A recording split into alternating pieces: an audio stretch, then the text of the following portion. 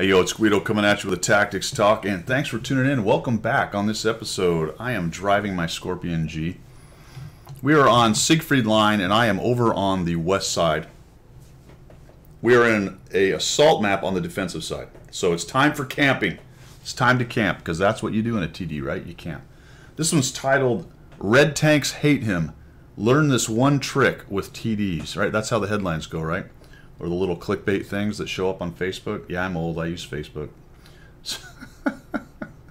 I tell my daughter it's Snapbook or Face Chat. Is that right? Anyway, let's talk about a secret. This is a secret. I'm going to give you a secret about TDs. I'm actually going to start this. First, I'm going to camp. That is not the secret. Everybody understands camping bush is a good way to run a TD. One thing I'll say about what I just did there, normally I don't knock down a bunch of trees, but there's no artillery. I don't know if you noticed that, but that's fantastic. No artillery. So I'm not too worried about knocking down the tree. I'm not going to probably eat a random shot from the artillery coming in there because he saw a tree go down. And I happen to be sitting in one of the most obvious TD spots of all time. But what's the trick? Camping? Camping bush? Is the trick staying invisible? Is the trick double bush? No. No, the trick... You ready for this? The trick I'm talking about is you shoot him in the side of the turret. No, that's not it, but that works. That's actually a decent trick. The trick is W. There is a point in the game where W should be pressed. Okay, so let's talk about that as we go. We get off to a decent start, and I am sitting back here supporting the north flank. The Progetto, bless his heart, is up there spotting, and that is so massively important for a TD. To have somebody up front so that you can stand off and shoot them, at least initially. Now, you know, if you've been watching my channel for any amount of time, that I detest camping and sitting in the back. But there are situations in tanks where it is a good idea for a while. But there will eventually come in nearly every game the situation and the time for you to get your finger out. Let's see, which one is it that I use? It's the finger that makes the bird. That's the one I use, and it presses the W key. The W key. All right, the W key, for those of you who camp bush a lot, makes your tank go forward. Now I'm being a jerk here, and you get what I'm saying. The point is, you need to assess when that time occurs. So I am bottom tier in a 5.10, which is not bad. This thing has a great gun, but I am waiting for maybe a few more vulture shots. Let's see what we got. I've taken a couple, but I only have 439. We're doing okay, so it's not a pressing issue of not being up forward and getting shots, at least right now. At least right now. If I do move up to that ridge where the Progetto is, more than likely I'm going to take some shots from guys way in the back and probably get wrecked. The problem with the Scorpion is once you get up forward in scene, everyone gets really interested in pushing over and popping you because they're just not going to bounce, right? It's going to be very easy.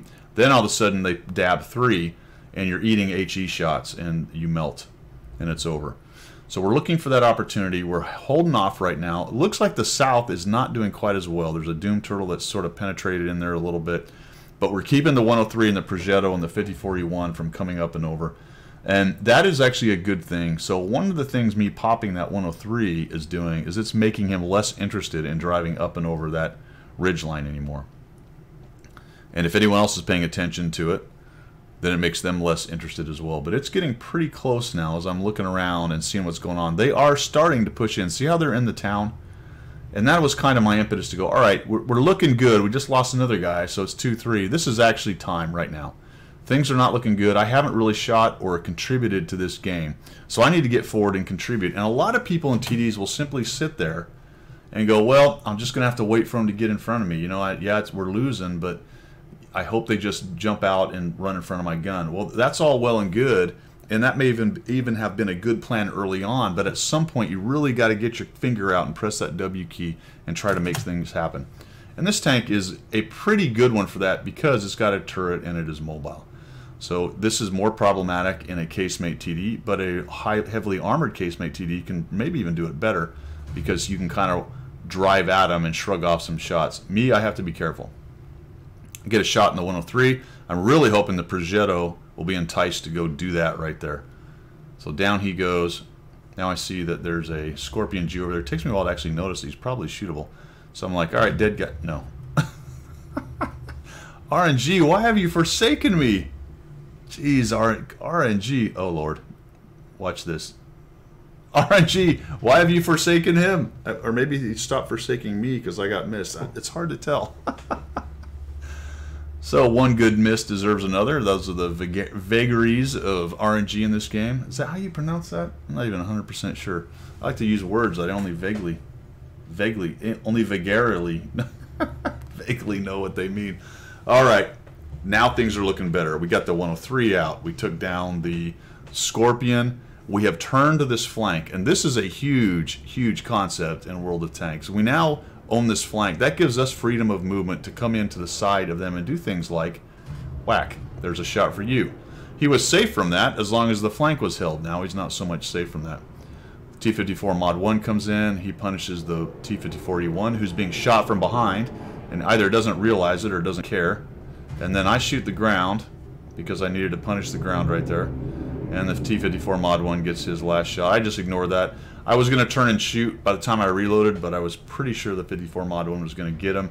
As the T-54-1 was on a reload, as you were watching that and I was yapping, he was shooting, so he was probably still a good 20 to 30 seconds away from having a shell. Wasn't too worried about the 54 Mod 1 beating him. Had he shot and not killed him, I'd have stopped, spun around, and worked him over.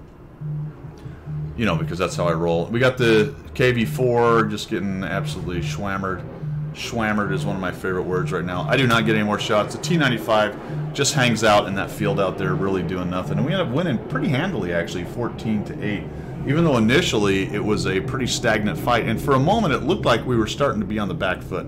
They were filtering through into town. If they get deep enough into town, they end up flanking the flanks, which means they can take shots out of town onto us and even up onto the sniper hill if I end up getting lit up there, and that becomes problematic. So once they started pushing in a bit, I knew I needed to clear our flank out, which is why I pressed W, got out there and started doing it. If you were in a heavier casemate TD, maybe you needed to get more aggressive in town and try to push them back or clear them out of town. That kind of idea. There was a lot more freedom of movement because there was no artillery in the game, so that was helpful. And it wasn't the most amazing game, 2,798, but I'll take it. That's not bad at all. 2 kills, and I say this a lot.